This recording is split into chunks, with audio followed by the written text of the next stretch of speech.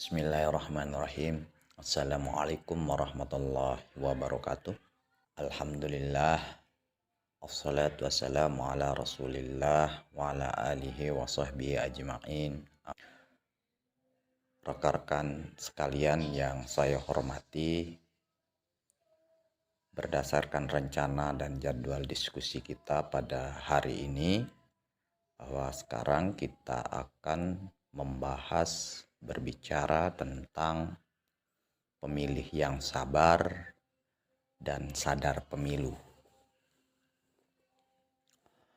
Berbicara pemilih tentu tidak terlepas dari pemilu ya. Bahwa pemilu itu memiliki beberapa elemen ya, beberapa unsur. Di situ harus ada pemilihnya, kemudian ada peserta pemilu, yaitu partai politik ya, atau para calon ya, baik itu calon presiden, calon gubernur maupun bupati. Jadi ada yang memilih dan ada yang dipilih. Nah, persoalan pemilih itu tentu aktivitasnya memilih.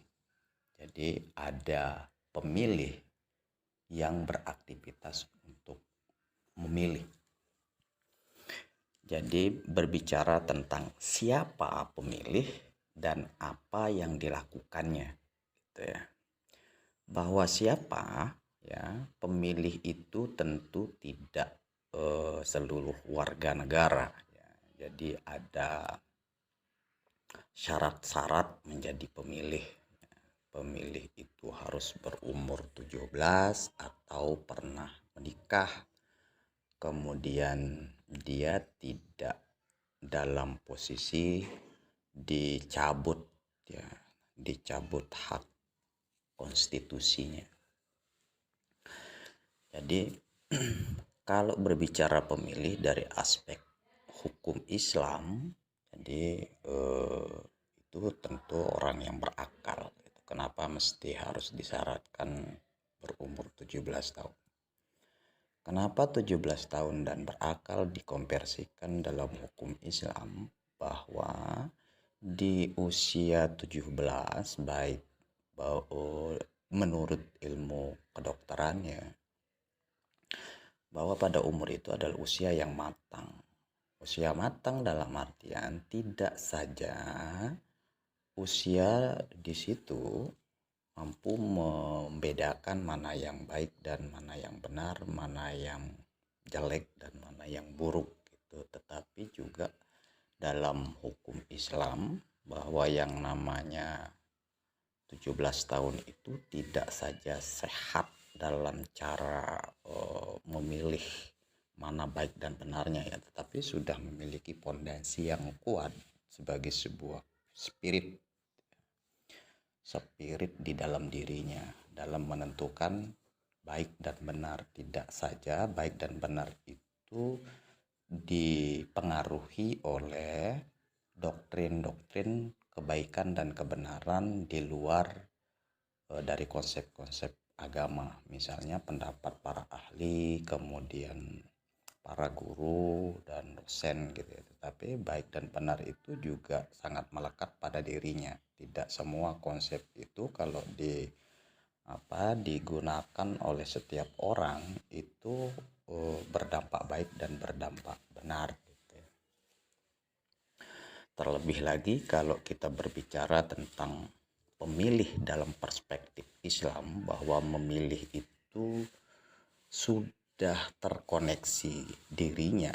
Dia tahu apa tugasnya hidup di dunia ini, dia tahu kemudian halal haramnya, boleh tidaknya, dampak baik dan dampak buruknya gitu ya, akibat dari pilihannya. Nah, itu orang gitu ya. Memilih juga tentu itu dilatar belakangi oleh adanya referensi, adanya pengetahuan, adanya gambaran dari apa yang akan dia pilih.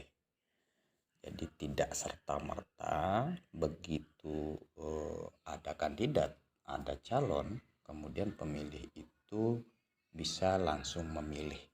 Tetapi juga ada seperangkat cara dan mekanisme berpikir, kemudian dia koneksikan dengan hukum baik dan benar yang dia terapkan di dalam dirinya menjadi sebuah prinsip misalnya,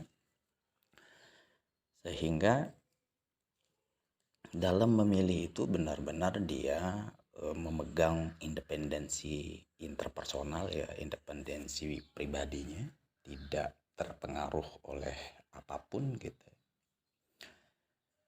sehingga dirinya sebagai pemilih itu benar-benar menyadari bahwa saya memiliki hak, dan hak saya ini akan saya manfaatkan, saya gunakan untuk sebesar-besarnya, ya, yang akan berdampak pada nasib dirinya dari hasil apa yang dia pilih gitu.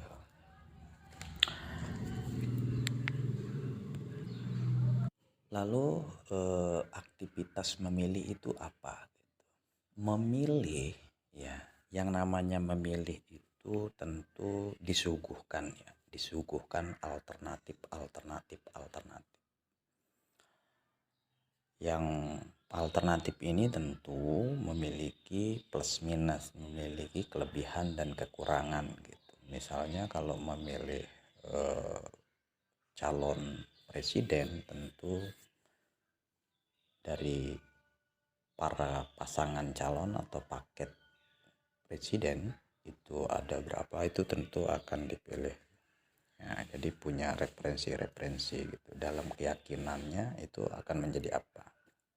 Nah, kaitannya dengan pemilih harus sabar, ya, bahwa sabar itu artinya adalah pertama bisa melihat baik dan buruk gitu, ya. Sabar juga dalam artian dia menahan, ya, menahan diri, bahkan sabar itu juga menerima apa yang disuguhkan, ya, walaupun di luar dari ekspektasinya gitu. Yang penting hasil dari kesabarannya itu tentu dia punya keyakinan bahwa dari kesabarannya itu akan berdampak cukup baik terhadap pilihannya ke depan. Jadi tidak saja sabar dari rayuan, ya, sebagaimana perkembangan politik, perkembangan pemilu yang hari ini juga sudah sangat jauh dari konsep-konsep kebenaran, ya, yang diperankan oleh sebagian para politisi dan juga oleh oknum-oknum tertentu.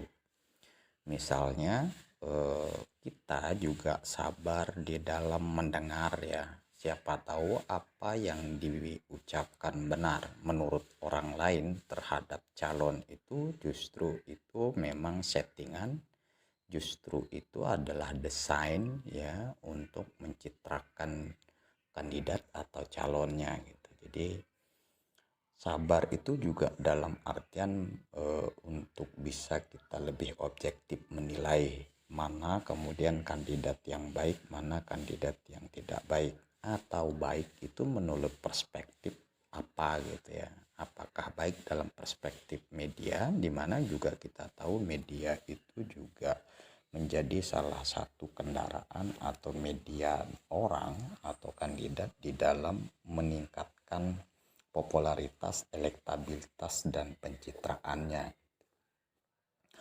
Sabar juga harus benar-benar tahu dirinya ini di luar dari doktrin yang dia terima dari baik para tim sukses maupun dari rival atau dari musuh lawan politiknya. Itu sabar tidak cepat mengambil sikap, mengambil keputusan, apalagi keputusan keputusan itu disebabkan oleh adanya money politik. Misalnya tentu harga diri seorang pemilih yang hanya dihargakan oleh selembar atau 2 lembar uang kertas, tentu itu menzolimi dirinya, ya, menzolimi diri pemilih itu sendiri. Jadi apa gunanya kedaulatan itu yang sesungguhnya tidak bernilai harganya, tetapi justru ketika berhadapan dengan pemilu, pemilih itu jadi tidak sabar.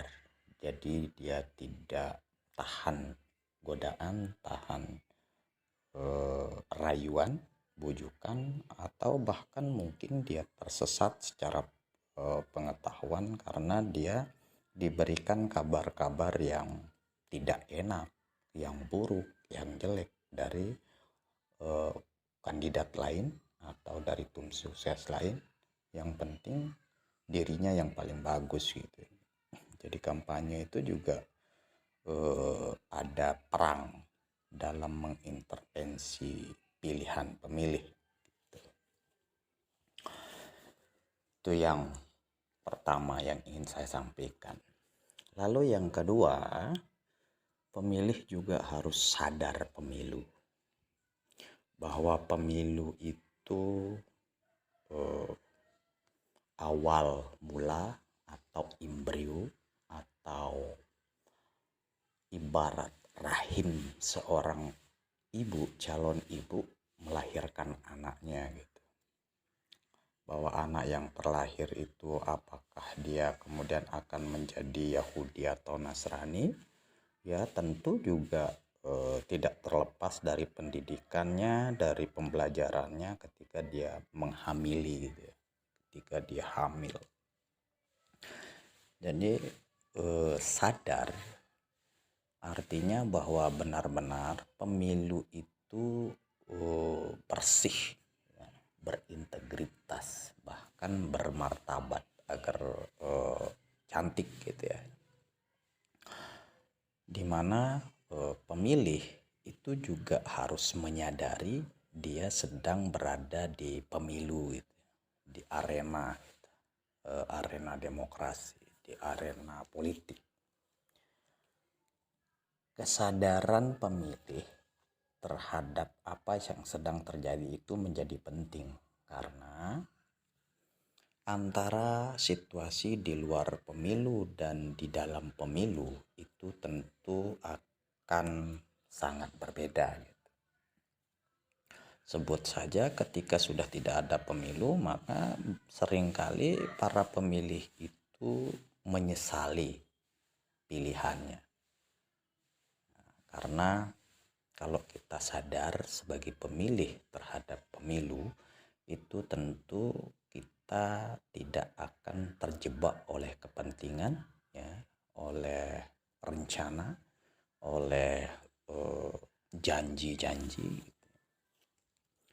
Bahwa pemilu itu adalah sirkumstan, ya, berbagai macam perlintasan kepentingan, bukan saja bersumber dari para pelaku politik, ya, dari elit, tetapi juga ada ikut campur tangan dari luar negara kita gitu. Ini juga akan menjadi penting agar kemudian demokrasi itu dia kuat dan negara kita besar. Jadi kesabaran di dalam memilih dan juga kesadaran pemilih ketika dia sedang berpemilu, ini juga menjadi tonggak awal dalam memajukan demokrasi, ya, tonggak awal atau starting point untuk menciptakan negara kita menjadi kuat. Kenapa negara menjadi kuat?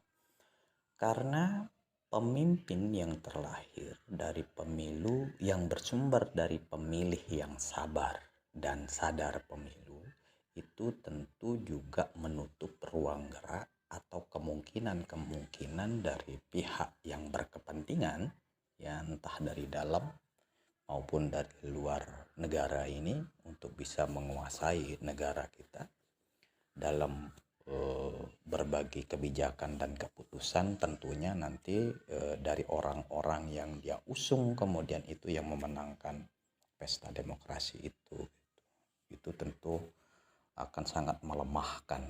Nah, kelemahan dari negara kita nanti itu tentu akan berakibat kepada apa yang akan dialami oleh pemilih gitu ya.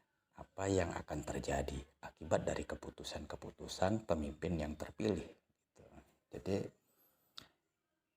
pilihannya adalah kalau kita sabar di dalam memilih, maka itu bisa sangat memungkinkan untuk melahirkan pemimpin-pemimpin yang kuat, yang memiliki integritas, yang memiliki kecintaan, yang bebas dari intervensi kepentingan-kepentingan pihak luar ataupun pihak tertentu yang akan melemahkan kekuasaan atau kebijakannya ke depannya. Jadi kesimpulan kita bahwa demokrasi yang dijalankan oleh penjiwaan pemilih yang sabar dan dia sadar pemilu adalah tonggak dari kekuatan demokrasi dan untuk membesarkan negara ini. Itu adalah pengantar dari saya. Demikian, Assalamualaikum.